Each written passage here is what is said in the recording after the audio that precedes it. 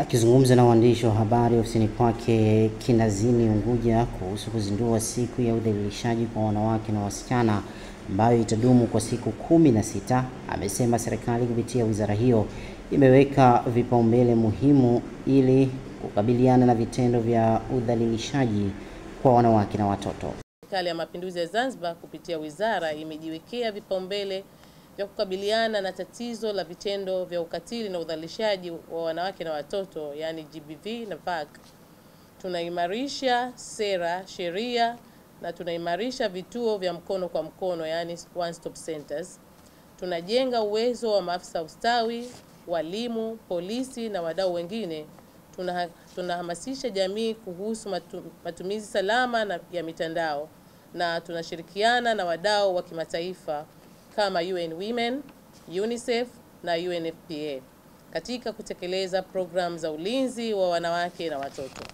Naye naibu waziri wa wizara hiyo Zawadi Amur Nasor ametoa wito kwa jamii kutotoa mianya ya kuendeleza vitendo hivyo kila uchao, bali ni kuungana na kuwa kitu kimoja na kutoa ushirikiano hasa katika kutoa ushahidi. Tutoe wito kwa wananchi wote kwamba sasa tukaondosheni kabisa, inawezekana, na tusitoeni mianya ya kuona kama hivi vitu viendelea.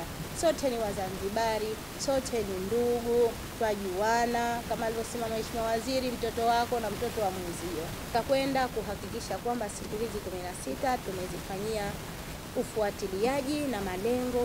Tutajipima tukija kwenye tathmini vipi tumefanikiwa. Imani yetu ni kwamba tutakuwa vizuri. Hafla ya uzinduzi wa kampeni hiyo ya siku 16 ulienda sambamba na makabidhiano ya ofisi, ambapo aliyekuwa waziri wa wizara hiyo Riziki Pembe Juma aliwataka watendaji wa wizara hiyo kutoa mashirikiano zaidi ili kufanikisha malengo yaliyowekwa katika kuitumikia jamii.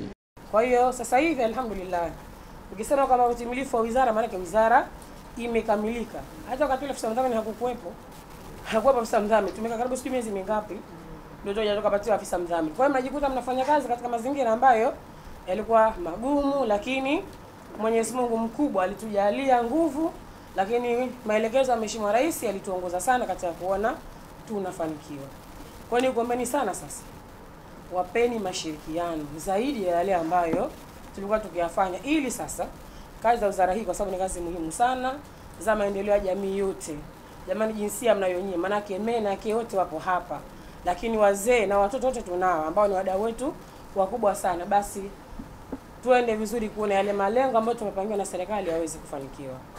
Maadhimisho ya mwaka huu yamebeba kauli mbiu isemayo mitandao salama ni haki, maliza ukatili wa kimtandao kwa wanawake na watoto, huku kilele chake kwa upande wa Zanzibar itafanyika Chake Chake Pemba tarehe 10 Disemba mwaka huu. Hashim Kasim, Daily News Digital.